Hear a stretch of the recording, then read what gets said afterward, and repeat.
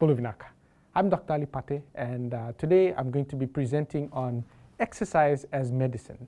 Now, as this part of the talk, I'll just be talking about exercise as preventative for chronic diseases, and also a little bit about exercise as cure of chronic diseases. Now, a WHO report in 2002 had basically said that 60% of the deaths worldwide were attributed to chronic diseases like obesity and diabetes and diseases like that. And in this presentation, the word chronic diseases will be interchangeable with things like non-communicable diseases and lifestyle disease. So they basically all mean the same thing.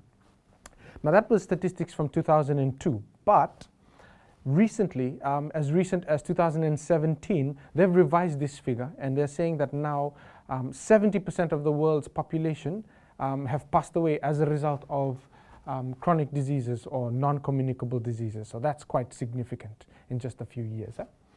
And one of the main reasons behind this is obviously our changing lifestyles. So lots of things are changing in the way that we are eating. So we're eating the way we eat, and what we eat is very different from what our parents used to eat and how our grandparents used to eat. And another major factor is also the way we move. And that's obviously quite different from the way our parents and grandparents used to do it. In fact, WHO has issued a warning that the lack of physical activity today is a leading cause of disease and disability, and obviously something that's going to be causing a lot of chronic diseases. There's a recent study published in the British Medical Journal which classifies physical inactivity as the biggest public health problem in the 21st century. And a lot of it has to do with the way we are very sedentary in our lifestyles today. A recent study that was published in The Lancet, in fact just this month, September 2018, has showed that about 1.4 billion people in the world are physically inactive. And in some countries it's even as much as 3 out of every 4 people have very low physical activity. And in this particular study, it mentions that women, there's a difference between women and males, and women tend to be even more sedentary than males. And there's obviously a difference as well amongst the countries with high affluence versus a country who's still developing. And the countries with that are more developed tend to have higher rates of sedentary lifestyles. And in this particular study, a sedentary lifestyle would be somebody who's spending less than 150 minutes of moderate intensity activity a week, or 75 minutes of vigorous activity in a week. And roughly that comes to something like 30 minutes every day. So if you're doing 30 minutes every day of moderate activity, then you're classified as being physically active. Anything less than that, and you're classified as being physically inactive. So this was an interesting study, like I said, just published this month in The Lancet. There was a meeting, the 6th International Congress on Physical Activity and Public Health.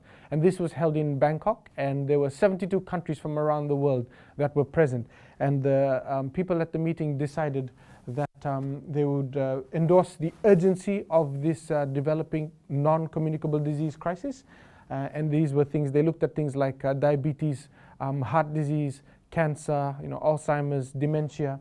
And they reaffirmed that physical activity is one of the key modifiable risk factors in preventing these kinds of chronic diseases.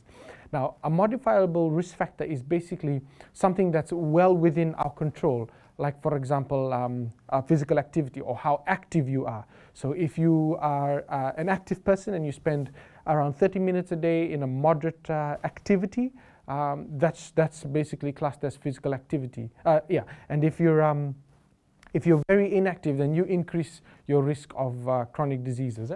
Another thing that they brought to the attention of everyone is they emphasizing the actions to provide supportive environments to reduce physical activity.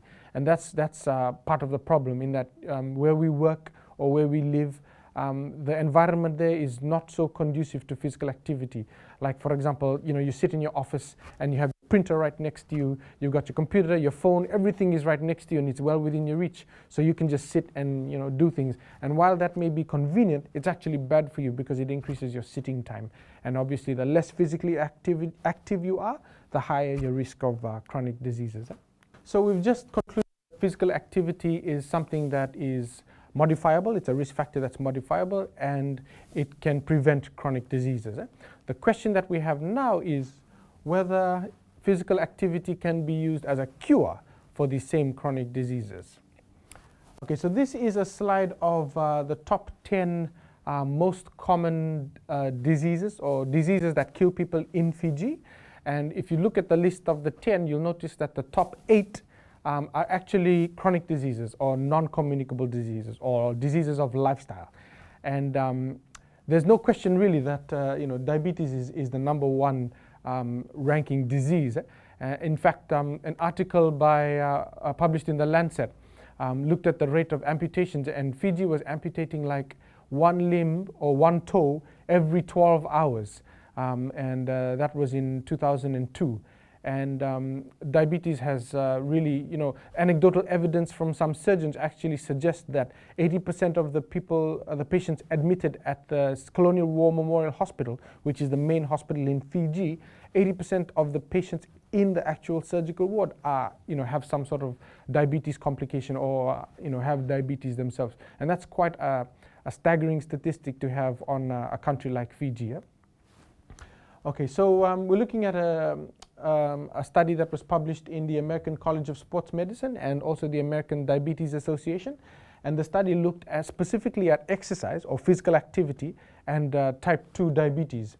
And so for those of you who are not really sure about how to read studies, this slide will just explain a little bit about how we tend to grade studies.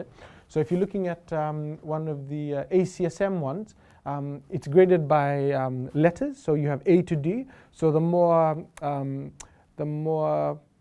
accurate a study is, or the more believable, or the more scientifically significant a study is, the higher up the alphabet it would be. So, for example, study A is a randomized controlled trial. So there's overwhelming data, and it provides a consistent pattern with substantial studies. So that's if you're looking from ACSM's point of view.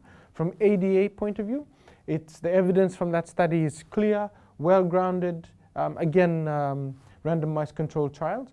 And basically it just shows that it gives more scientific evidence to say that this study is one that is the actual reflection of what's happening on the ground.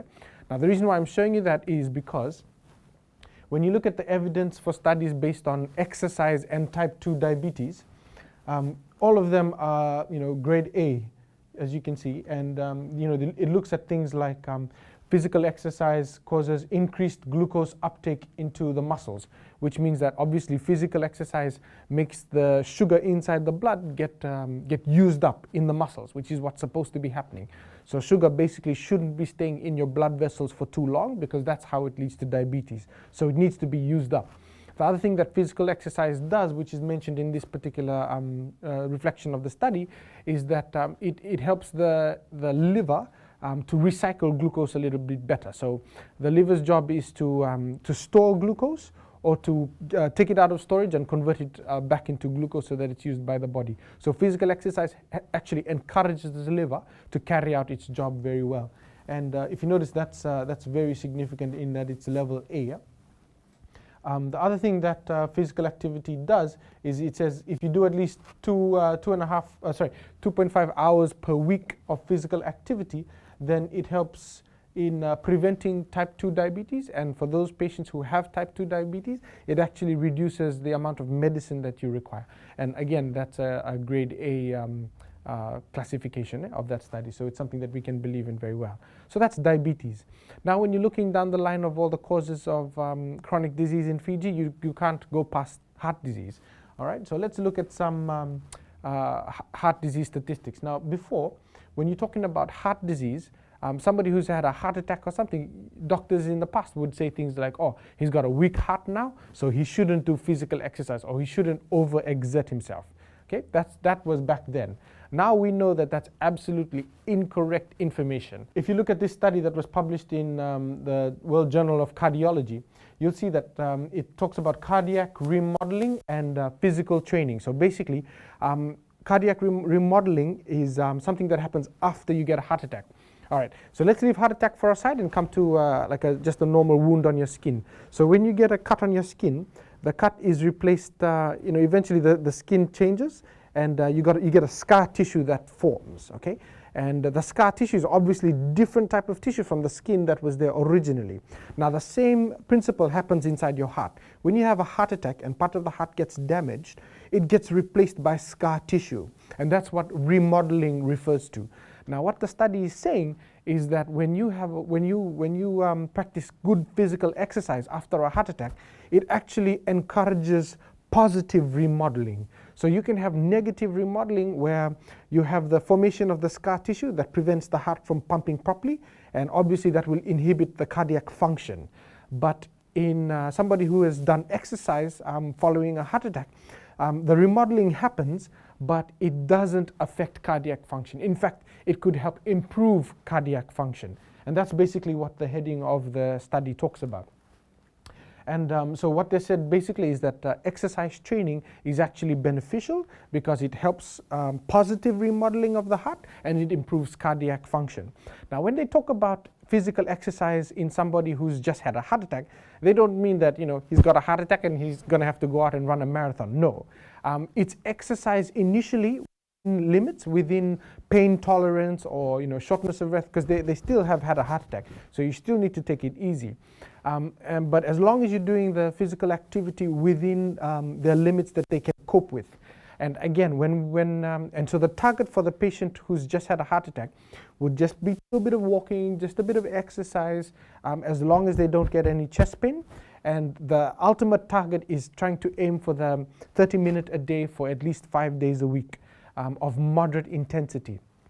Now it's important that people understand what moderate intensity is. So basically a moderate intensity workout is something that you do. So for example, it can be a light jog or a brisk walk, but as long as you can do it, you can feel your heart rate increasing, and it's obvious, but you should be able to hold a conversation with somebody. So that is the definition of a moderate intensity activity.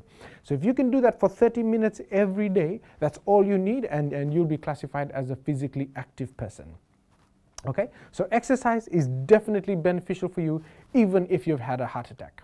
Now this slide is an interesting one because this shows, this is a book called the Cardiac Therapeutic Guidelines, and these are guidelines that are given to every single doctor in Fiji. And this basically assists the doctor when they come across a patient who's just had a cardiovascular event, like a heart attack or something like that. Now it's very interesting because in this book, the word physical activity is mentioned about 30 times. All right, 30, at least 30 times physical activity is mentioned in this book. So that should get rid of any notion that physical activity is bad for the heart, because it is good. Okay, now let's go into the guidelines. And the guidelines actually say that that physical activity has benefits both in preventing cardiovascular disease and also in managing cardiovascular disease. But not just that, it goes on to say that it's got a beneficial effect in things like type 2 diabetes, body weight, high blood pressure, and even in things like depression and anxiety. So the cardiovascular guidelines in Fiji actually promote physical activity, again, in somebody who's just had a heart attack within limits, and the target would be trying to aim for that 30 minutes a day for at least 5 days a week. And again, we're talking about moderate intensity. Now, for those of us who can do a lot more than moderate intensity, then if you're going to high intensity, all you need is something like 25 minutes once every 2 or 3 days. So if you're going to that Zumba session or that gym session once every, like 3 times a week, and you're doing at least 25 minutes of bench presses or really physically demanding activity, that's all you need in order to be classified as physically active. Okay? So once again, moderate intensity is something that causes a notable increase in your heartbeat and breathing rate, but you still should be able to hold a normal conversation with somebody. Now, for those of us who are still finding it difficult to do even moderate activity, then another easy way to do it is get a pedometer, or most smartphones today have pedometers, and just walk 10,000 steps.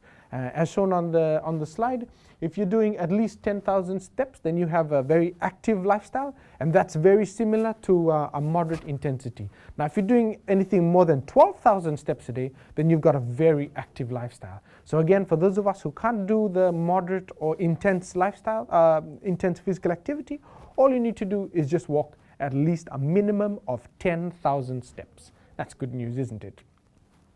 Now, last but not least, we touched on things like diabetes, we touched on heart disease, but we must not forget that in the spectrum of chronic diseases, mental disorders are also, they're also classified as chronic diseases or non-communicable diseases. And in the world today, we're looking at around 50 million people living with Alzheimer's. Now, that number is expected to increase to 76 million at the end of 2030. And by the time we hit 2050, we're looking at 135 million people suffering from Alzheimer's. That's statistics that we've got from Alzheimer's Disease International.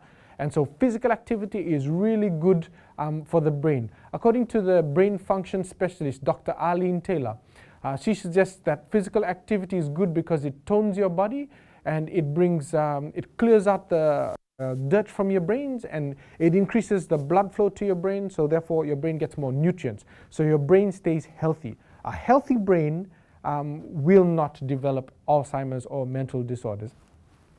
Now, since we're talking about mental health and exercise, if you look at the statistics by WHO, they suggest something like 1 in every 4 people in the world today have suffered some sort of mental illness in their lifetime. And that is very significant. In fact, they suggest that that number is expected to rise even more. And when we're looking at physical activity and mental illness, this is a study done in 2015 from Australia.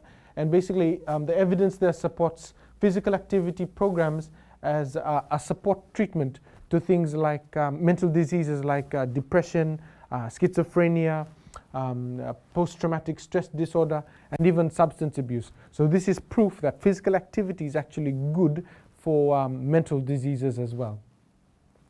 So in essence, exercise can be used as a form of prevention of chronic disease or prevention of non-communicable diseases, but it's also a factor in the treatment of non-communicable diseases. So that's it from us, and we hope that you've learned a little bit about exercise, and we hope that you make sure that you set aside at least 30 minutes a day for at least 5 days a week to do a moderate intensity workout, and this will help you prevent and actually treat if you do have a chronic disease. Thank you very much.